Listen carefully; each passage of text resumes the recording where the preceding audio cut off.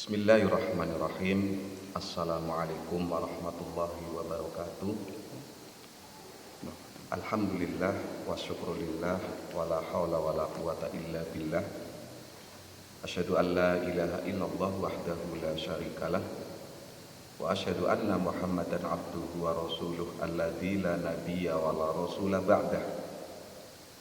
Wa qala Allah ta'ala fi kitabihil karim, ya ayyuhalladzina amanu taqullaha haqqa tuqatih wa la tamutunna illa wa antum muslimun.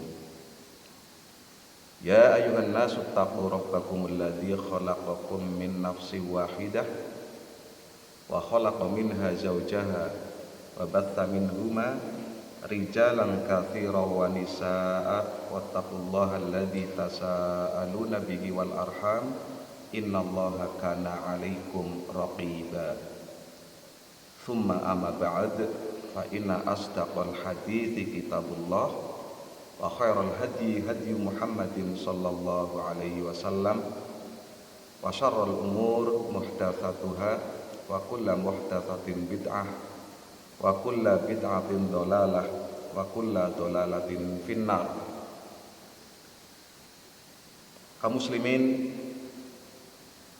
yang dirahmati Allah Subhanahu wa taala, kembali kita bersyukur kepada Allah Subhanahu wa taala atas semua limpahan nikmat yang dilimpahkan kepada kita semua sampai detik ini. Sehingga alhamdulillah kita semua masih bisa melaksanakan aktivitas sehari-hari, baik aktivitas sosial maupun aktivitas ibadah kita kepada Allah Subhanahu wa taala. Semoga aktivitas-aktivitas kita mendapat ridha dan mendapat keberkahan dari Allah Subhanahu wa taala. Amin ya rabbal alamin. Salawat salam tercurah kepada junjungan kita, suri tauladan kita, Nabi Muhammad sallallahu alaihi wasallam, tercurah pula kepada semua keluarganya, semua para sahabatnya, tabi'in, tabi'ut tabi'in, dan kepada seluruh umat beliau yang senantiasa berupaya menjalankan sunnah-sunnahnya hingga akhir zaman. Kaum muslimin yang dirahmati Allah Subhanahu wa taala, pada kesempatan ini kami akan menerangkan tentang masalah cara sederhana mengundang keberkahan di rumah yang sering diabaikan. Cara sederhana mengundang keberkahan di rumah yang sering diabaikan oleh kita. Kaum muslimin yang dirahmati Allah Subhanahu wa taala, sebagaimana yang telah kita ketahui bahwa keberkahan merupakan suatu hajat yang semua orang pasti menginginkannya, khususnya umat Islam. Apa barokah itu? Barokah adalah sering dikatakan ziyadatul khair. Ziyadah bertambah, khair kebaikan.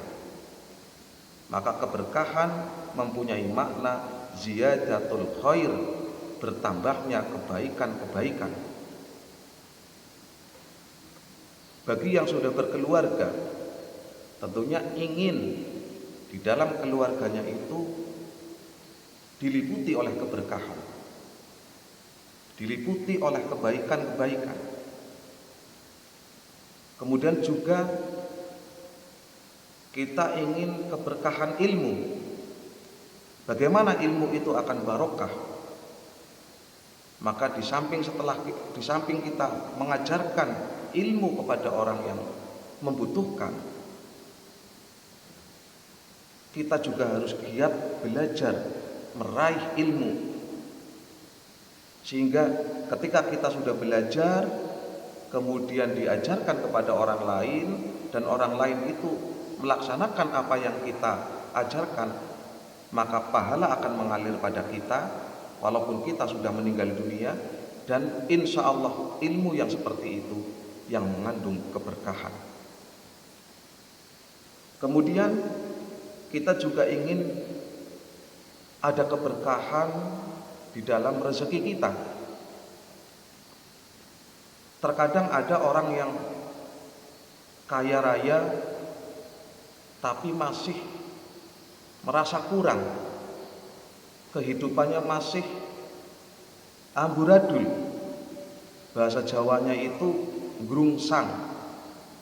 Ada orang yang mobilnya banyak, sawahnya hektar, ya, uangnya di berbagai bank ada, namun dalam kehidupannya itu grungsang, belum merasa cukup. Maka boleh jadi harta yang seperti itu, rezeki yang seperti itu kurang ada keberkahannya. Kaum muslimin yang dirahmati Allah Subhanahu wa taala, ada juga seseorang yang kelihatannya hidupnya pas-pasan, gaji tidak seberapa, bahkan sawah pun tidak ada, kerjanya kesana kemari serabutan. Namun tatkala orang itu rezekinya ada keberkahan, maka akan terlihat keluarganya tentram, kelihatannya tenang, ibadahnya rajin. Barangkali inilah rezeki atau harta yang ada kebaikannya untuk si pemiliknya, karena bisa menggunakan harta itu di jalan Allah Subhanahu wa taala. Maka itulah yang dinamakan harta yang barokah. Muslimin yang dirahmati Allah Subhanahu wa taala. Nah, tentunya kita sebagai muslim benar-benar harus berupaya untuk meraih keberkahan Allah Subhanahu wa taala, baik dalam keberkahan rumah tangga kita, anak cucu kita, rezeki kita, ilmu kita. Maka digunakanlah untuk hal-hal yang baik. Ketika kita punya ilmu, sebarkanlah. Ketika kita punya harta benda, maka bersedekahlah semampu kita. Kemudian agar rumah tangga kita ada keberkahan di dalamnya, maka ajaklah anak istri kita untuk beribadah kepada Allah.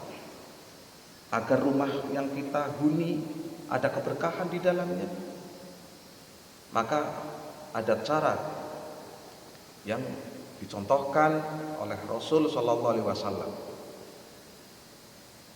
Ada sebuah riwayat yang bersumber dari Anas radhiyallahu anhu, bahwasanya Nabi Shallallahu Alaihi Wasallam bersabda, "Ya bunayya, wahai anakku, idza dakhalta ngala ahlika fasallim." Apabila engkau menemani keluargamu, fasallim, maka ucapkanlah salam. Yakun salamuka barokatan alaika wa ala ahli baitika. Maka niscaya salammu itu akan menjadi keberkahan untukmu dan untuk keluargamu. Muslimin yang dirahmati Allah Subhanahu wa taala, dari sabda Nabi SAW ini dapat kita ambil faidahnya, bahwa agar rumah yang kita huni dicurahkan keberkahan oleh Allah Subhanahu wa taala, maka tatkala kita memasuki rumah kita, ucapkanlah salam. Apalagi ketika kita masuk kepada rumah orang lain, maka harus mengucapkan salam terlebih dahulu. Itu yang pertama. Ketika kita memasuki rumah, upayakan kita ucapkan salam. Agar apa? Agar ada keselamatan, ada curahan keberkahan dari Allah Subhanahu wa taala yang ada di dalam rumah kita. Kemudian yang kedua, amalkan amalan-amalan sunnah di dalam rumah kita. Di dalam sebuah hadis, di sana disebutkan, dirikanlah sholat di dalam rumah, yaitu sholat apa? Sholat sunnah. Tapi kalau sholat wajib, upayakan kita ikut jamaah, kaum laki-laki khususnya.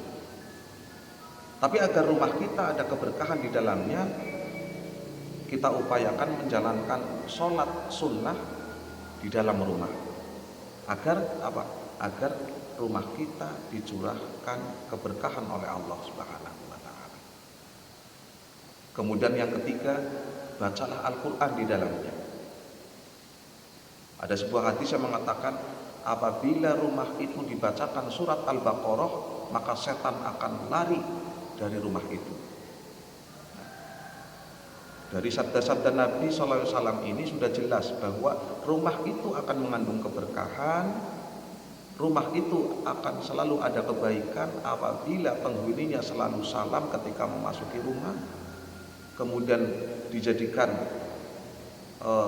amalan-amalan sunnah, sholat-sholat sunnah dilakukan di dalam rumah tersebut, kemudian dibacakan di dalamnya Al-Quranul Karim. Nabi SAW mengatakan, janganlah kalian jadikan rumah-rumah kalian seperti kuburan. Kenapa? Disamakan dengan kuburan yang identik angker, sepi dan lain sebagainya.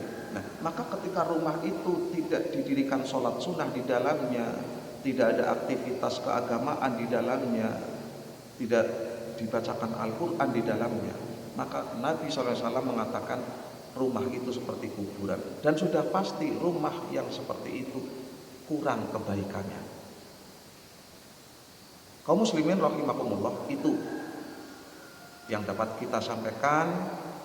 Mari kita upayakan supaya Allah mengucurkan keberkahan kepada kita, baik berkah dalam keluarga, berkah rezeki, berkah umur kita, berkah